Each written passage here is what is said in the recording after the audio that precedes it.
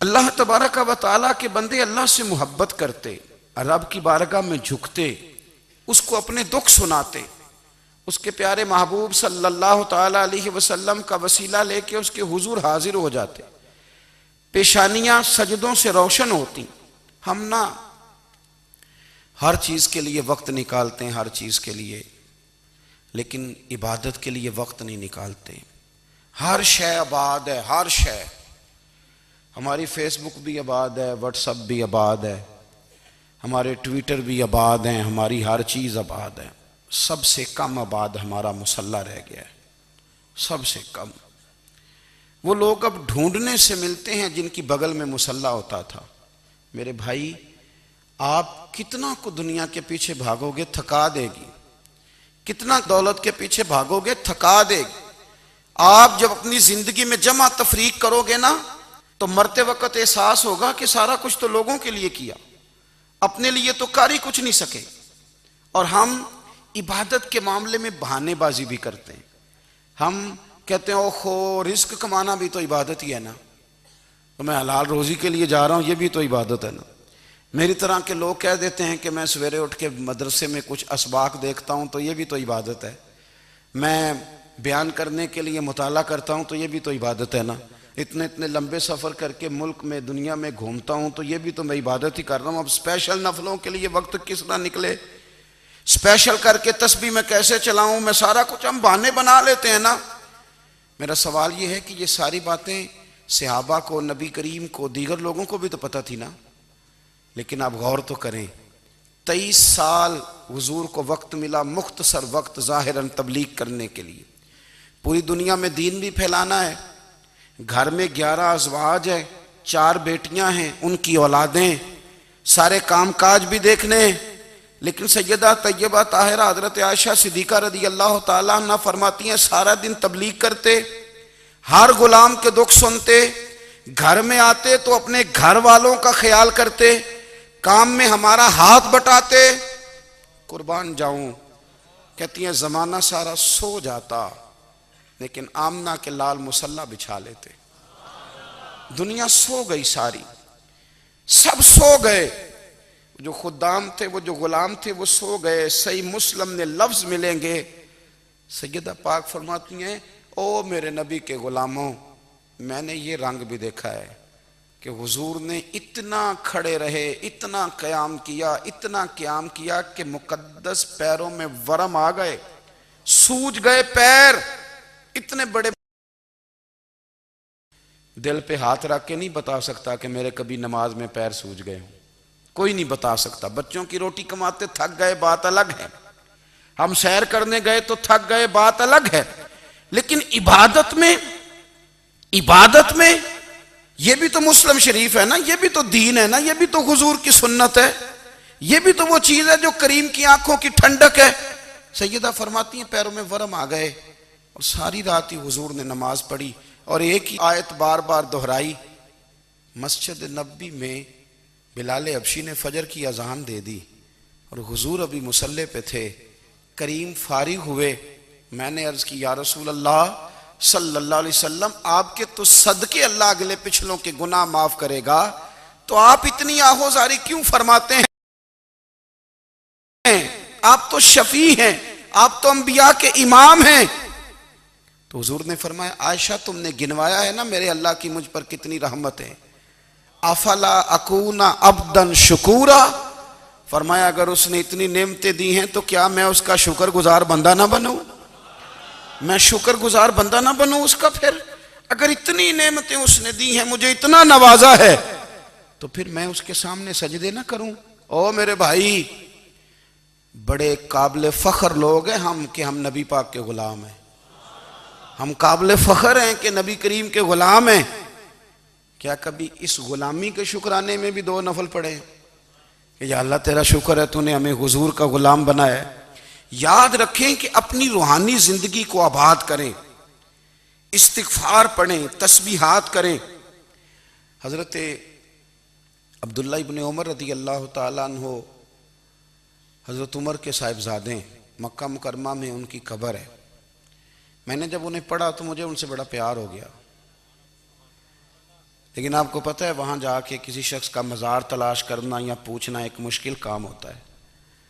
تو ایک دفعہ میں مکہ شریف میں حاضر تھا، تو ایک گاڑی والا ڈرائیور مجھے کہنے لگا کہ مولانا میں آپ کو جانتا ہوں، مجھے آپ سے محبت ہے، ایک بات بتاؤں آپ کو؟ میں نے کہا بتاؤ۔ کہنے لگے حضرت عبداللہ ابن عمر کی قبر دیکھنی ہے۔ میں نے کہا یہ تو نہیں کہہ رہا، یہ کسی نے بندوبست کرایا ہے، یہ اللہ نے تیرے دل میں بات ڈالی ہے، یہ ہو گیا، تو لے چل مجھے۔ حضرت عبداللہ ابن عمر کو نبی پاک نے فرمایا تھا راجل صالح، یہ نیک بندہ ہے، یہ متقی آدمی۔ حضرت عبداللہ ابن عمر رضی اللہ تعالیٰ عنہ سیدنا فاروق اعظم رضی اللہ تعالیٰ عنہ کے صاحبزادے ہیں، اور ان کی ہمشیرہ سیدہ حفصہ رضی اللہ تعالیٰ عنہ حضور کی زوجہ محترمہ۔ ایک دن اپنی ہمشیرہ سے کہنے لگے کہ نبی کریم صلی اللہ تعالیٰ علیہ وسلم گھر میں آئے نا، اور اگر حضور غم امت میں پریشان نہ ہوں، طبیعت کو حشاش بشاش دیکھو، تو ذرا پوچھنا تو صحیح حضور کا میرے بارے میں کیا خیال ہے، پوچھنا تو صحیح کہ کریم کی بارگاہ میں میرا کیا مقام ہے، میرے بارے میں حضور کیا فرماتے ہیں۔ اب بہن کو کام بتائے، اور بتائے بھی بھائی، اور پھر بہن وہ کام نہ کرے، یہ تاریخ میں ہوتا نہیں۔ حضرت عمر فاروق رضی اللہ تعالیٰ عنہ کی صاحبزادی ام المومنین رضی اللہ تعالیٰ عنہ فرماتی ہیں کہ میں تو بس منتظر تھی، انہوں نے تو کہا تھا نا کہ اگر تم حشاش بشاش دیکھو تو بات کرنا، لیکن حضور تشریف لائے، میری باری تھی، میرے گھر تشریف لائے، کھانا پیش کیا، تو فوراً میں نے عرض کی حضور ایک بات پوچھنی تھی۔ تو حضور نے فرمایا پوچھئے۔ میں نے عرض کی حضور میرے بھائی عبداللہ ابن عمر کے بارے میں آپ کا کیا خیال ہے؟ نوجوانوں میری بات پہ غور کرنا، میرے بھائی کے بارے میں آپ کا کیا خیال ہے؟ تو نبی کریم صلی اللہ تعالیٰ علیہ وآلہ وسلم نے میری طرف دیکھا، اور پھر حضور زیر لب تھوڑا مسکرائے، اور بریلی کے امام کہتے ہیں کہ حضور مسکرا دیتے تھے نا تو جو بڑا دکھی ہوتا تھا وہ بھی ہنس پڑتا تھا۔ اب سوال پیدا ہوتا تھا کہ پھر تو اس مسکراہٹ کے لیے انتظار کرنا پڑتا ہوگا کئی مہینے کہ حضور مسکرائیں تو رونے والے ہنسیں، تو اعلیٰ حضرت فرماتے نہیں، انتظار نہیں کرنا پڑتا، یہ مسکراتے رہنا تو حضور کی عادت ہے۔ جس کی تسکین سے روتے ہوئے ہنس پڑے، اس تبسم کی عادت پہ لاکھوں سلام۔ یعنی یہ تو عادت ہے حضور کی مسکراتے رہنا، اس کے لیے انتظار نہیں کرنا پڑتا۔ بھائیو آپ خیال رکھیں گے، غور کریں گے، حضرت عبداللہ ابن عمر رضی اللہ تعالیٰ عنہ کے بارے میں پوچھا تو سیدہ فرماتی ہیں کہ نبی کریم صلی اللہ تعالیٰ علیہ وسلم نہ زیر لب مسکرائے اور فرمایا حفصہ تیرا بھائی ہے تو اچھا، لیکن میں نے سنا ہے کہ عشاء کی نماز پڑھتا ہے تو فجر تک سویا ہی رہتا ہے۔ او نوجوانوں، 10 بجے تک سونے کی بات نہیں ہوئی، 9 بجے تک سونے کی بات نہیں ہوئی، 11 بجے اٹھنے کی بات نہیں۔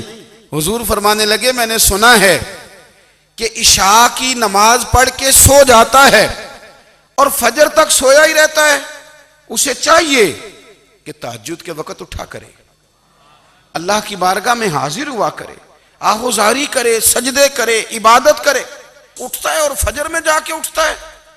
حضرت جناب حفصہ رضی اللہ تعالیٰ عنہ کہتی ہے میں نے جناب عبداللہ ابن عمر کو پیغام دیا اور میں نے کہا میرے جوان بھائی سن، نبی پاک نے فرمایا ہے تو اچھا پر تہجد میں نہیں اٹھتا، نفل نہیں پڑھتا۔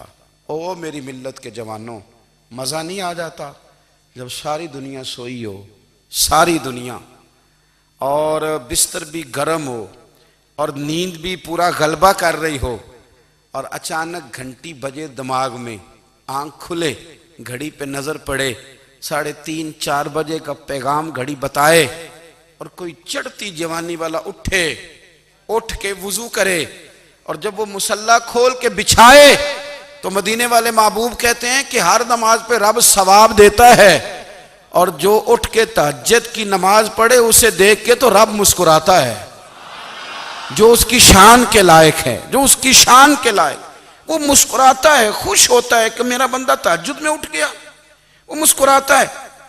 کاش ہماری صبحیں کبھی اپنے مالک کے نام ہو جائیں، کاش کے صبحیں۔ حضرت ابو الحسن رحمۃ اللہ تعالیٰ علیہ حضرت معاذ ابن جبل رضی اللہ تعالیٰ عنہ کے پاس بیٹھا کرتے تھے، فرماتے ہیں ان سے جو پیار بڑھا تو پھر میرا مصلی سے بھی بڑھ گیا. تابعی ہیں. فرماتے ہیں صحابی رسول سے محبت ہوئی تو ذکر سے بھی ہو گئی, پھر درود شریف سے بھی ہو گئی. محبت ان سے بڑھی تو پھر اللہ نے مسجد کا پیار بھی بڑھا دیا. آپ فرماتے ہیں کہ میری ہر وقت بھی یہ چاہتی تھی کہ بس اللہ اللہ کروں, بس اللہ اللہ کروں, بس نہ میں ذرا تھوڑی جان چھڑاؤں لوگوں سے, کو 10 منٹ ملیں تو میں کو 4 نفل پڑھ لوں, میں تھوڑا سا نہ بچوں لوگوں سے, اور مجھے تسبیح ملے تو میں نہ کچھ 400-500 دفعہ استغفار پڑھوں, سبحان اللہ, الحمدللہ, اللہ اکبر, لا حول ولا قوت الا باللہ, میں نہ تسبیحات پڑھوں. فرماتے ہیں کہ بچے تھے گھر میں 6-7, غربت تھی, کام ملتا کوئی نہیں تھا, اور میں کام چور نہیں تھا, کام ڈھونڈتا تھا, پر اللہ کی قدرت کے کام نہیں ملتا تھا. فرماتے ہیں کہ میں نے ایک دن اپنی اہلیہ سے کہا کہ آج میں پھر جاتا ہوں کام ڈھونڈنے. تو میری بیوی بڑی فرما بردار تھی, پر اس دن نہ غربت کے ہاتھوں تنگ آ کے کہنے لگی آج نانا کوئی تو چیز لے کے آیا, تو مجھ سے بچوں کی بھوک نہیں دیکھی جاتی. یہ سب روگاں دا روگ محمد جس دا نام غریبی, کنڈ بلا کے لنگ جاندے نہیں دوست یار قریبی. آج نہ کچھ لے کے آیا تو میں بچے لے کے میکے چلی جاؤں گی. شیخ فرماتے ہیں کہ میں بڑا پریشان گھر سے نکلا, پر میں نے صبح سے لے کے زور تک کام ڈھونڈا, کام ملا کوئی نہیں.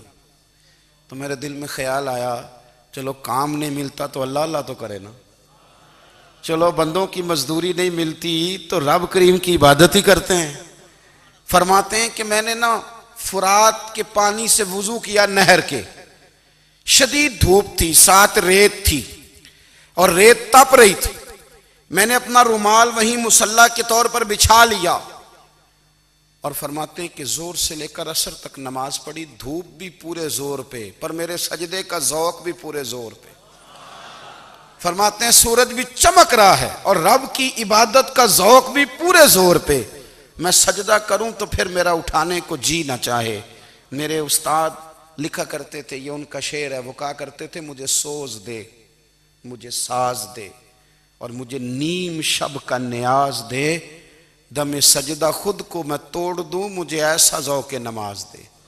اور میں تیری بہار کا پھول ہوں, میں کھلا بھی ہوں تو تیرے لیے, مجھے میری شاخ سے توڑ لے, مجھے اپنی زلف کا ناز دے.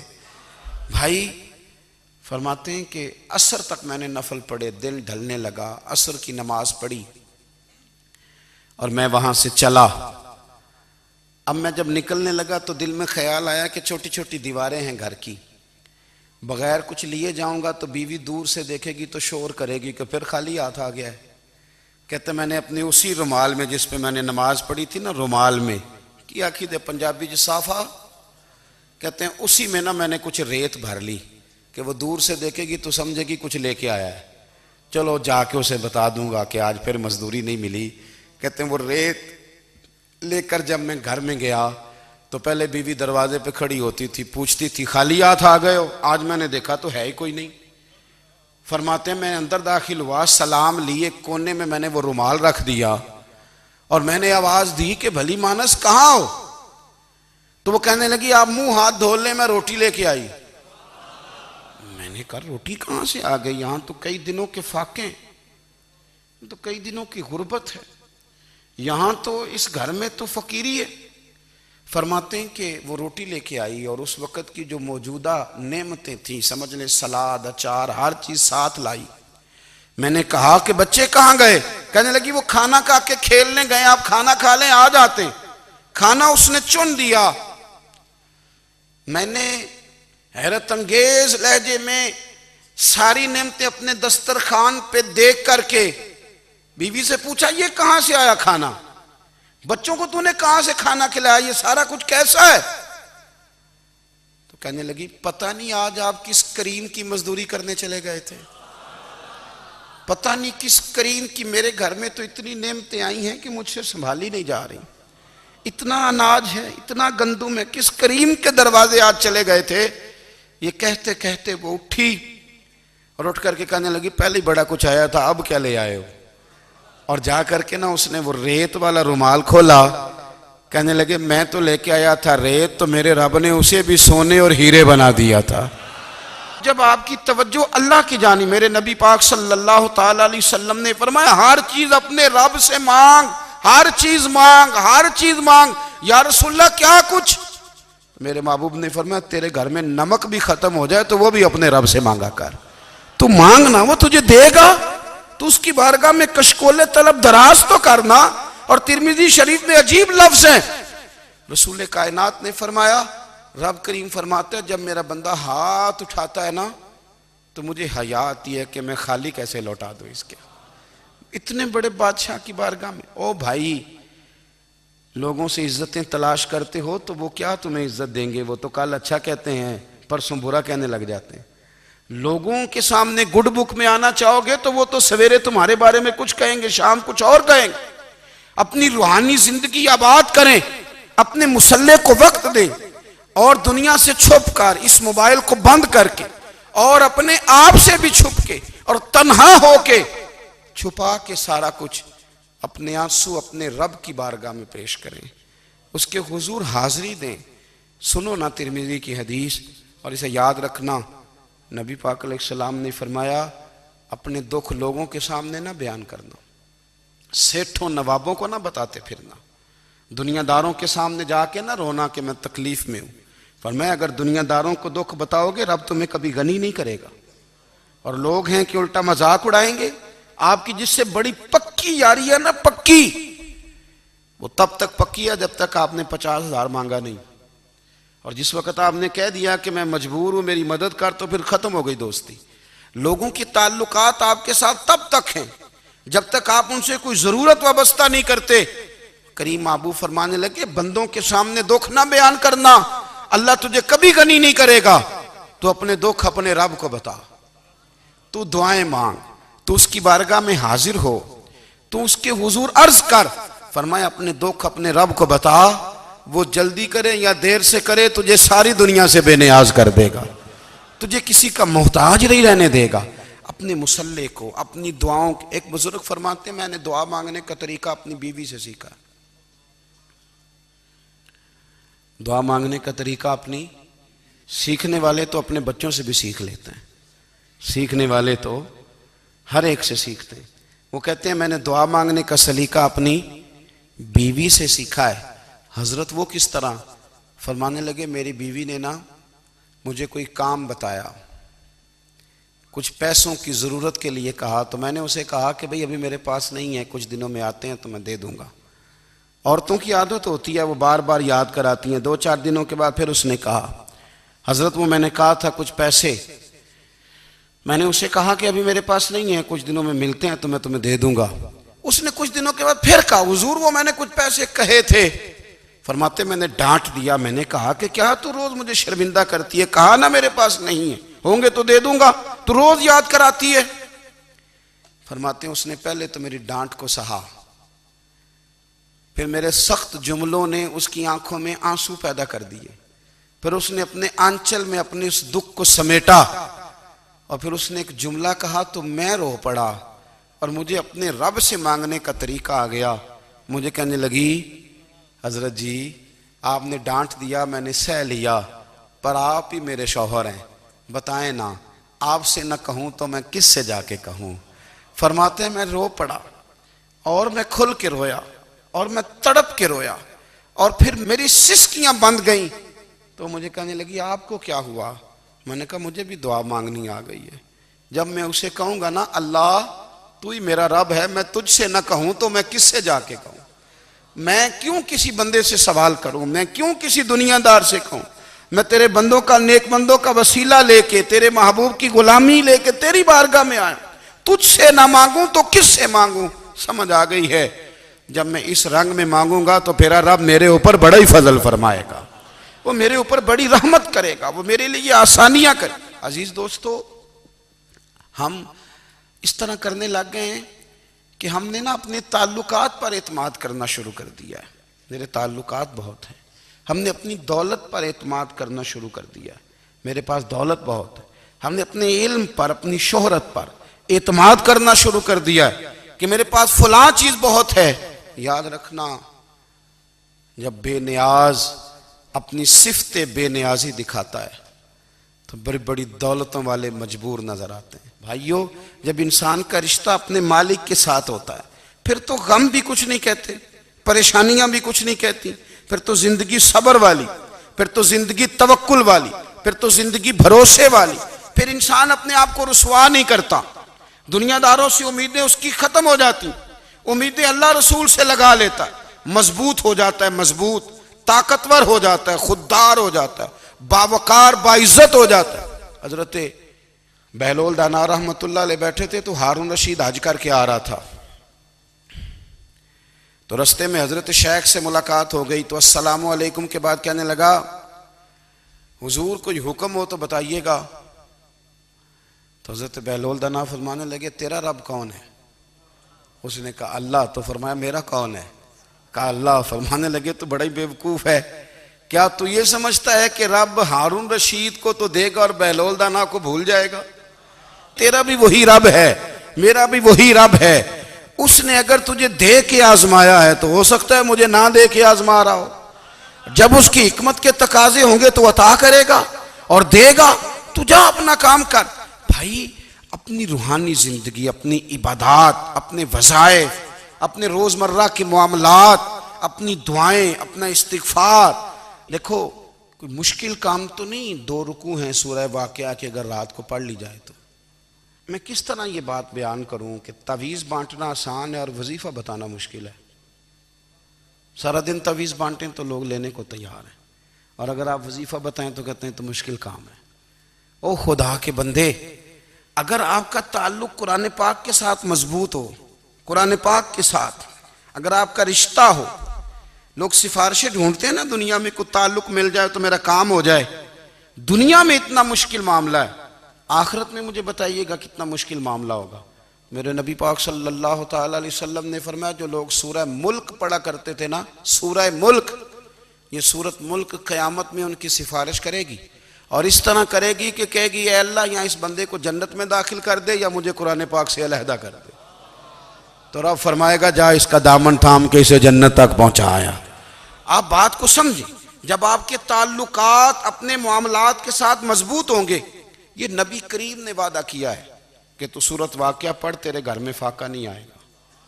حضرت عبداللہ ابن مسعود رضی اللہ تعالیٰ عنہ بیمار تھے تو حضرت عثمان غنی رضی اللہ تعالیٰ عنہ تیمارداری کے لیے تشریف لے گئے، اور جا کر کے کہا کہ آپ بڑے بیمار ہیں، آپ کی بیٹیاں زیادہ ہیں، میں چاہتا ہوں کہ خزانے میں سے کچھ مدد کروں۔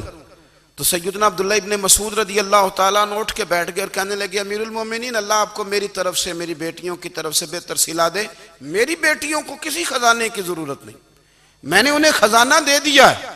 کہا جناب آپ نے کون سا خزانہ دیا ہے، میں آپ کے مالی معاملات کو جانتا ہوں۔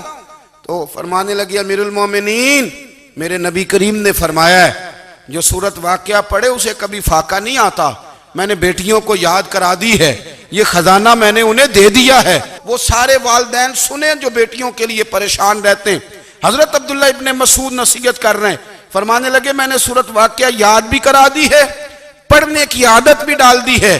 حضور نے فرمایا ہے جو سورت واقعہ پڑھے اسے فاقہ نہیں آتا۔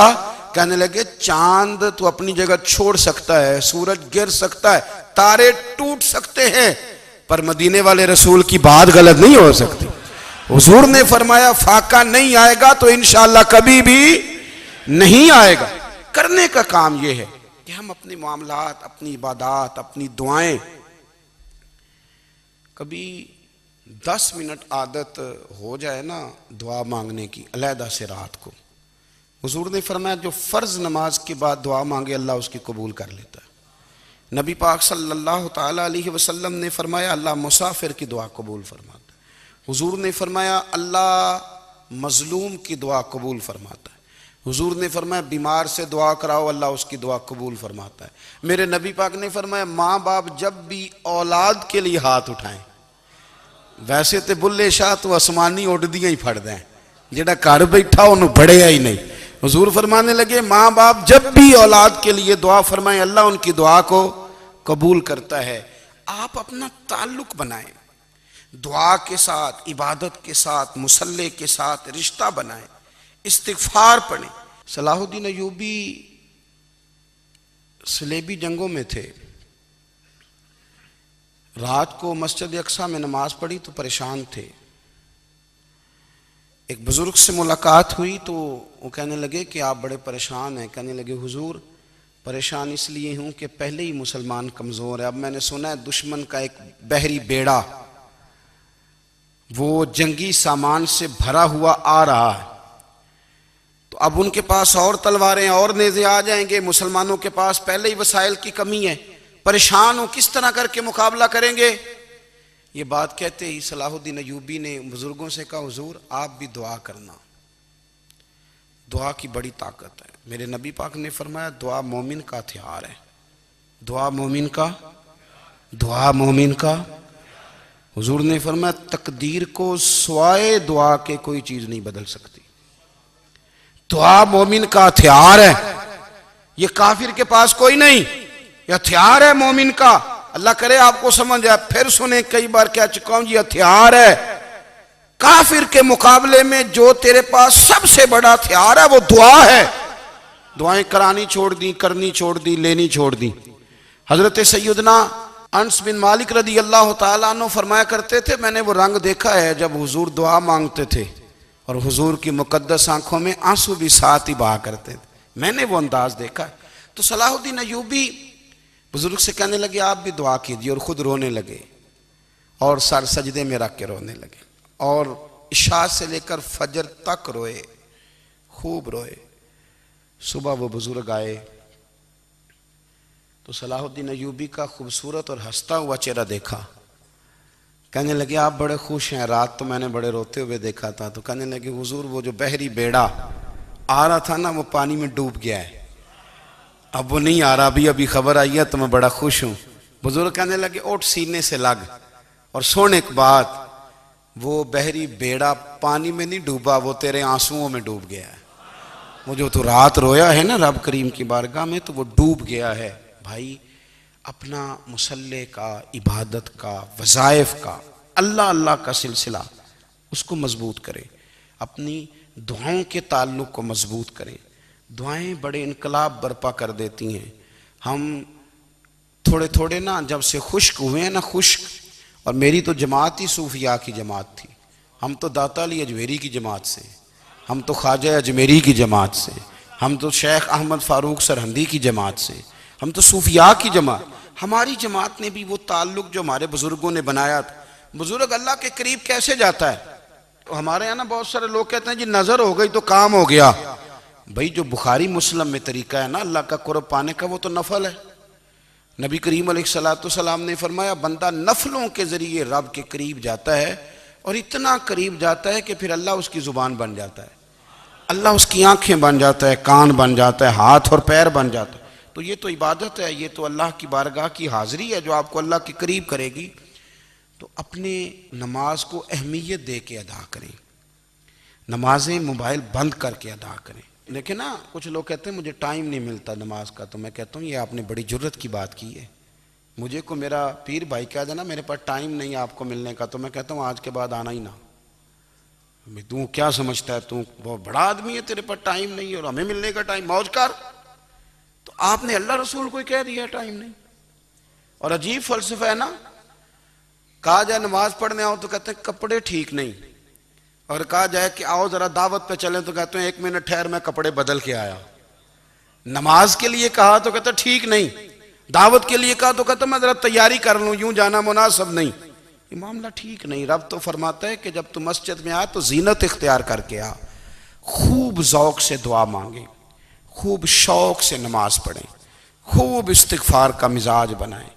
آپ لوگوں کے بیچ رہ کے سوکھ حاصل کرنا چاہتے ہیں, لیکن آپ کو پتہ ہے کئی مہینے غار حرا میں رہنا بھی مدینے والے محبوب کا طریقہ ہے. ہر سال اعتکاف بیٹھنا الگ سے, یہ بھی حضور کا طریقہ ہے. مسجد نبوی کے اندر دروازہ کھلتا تھا نبی کریم کا, پر گھر کے اندر نفل پڑھے نبی پاک نے. اور حضور فرماتے ہیں کچھ نفل نماز گھر میں بھی پڑھا کرو, گھر کو قبرستان نہ بناؤ. ہمارا گھر اللہ کے ذکر سے آباد ہوگا.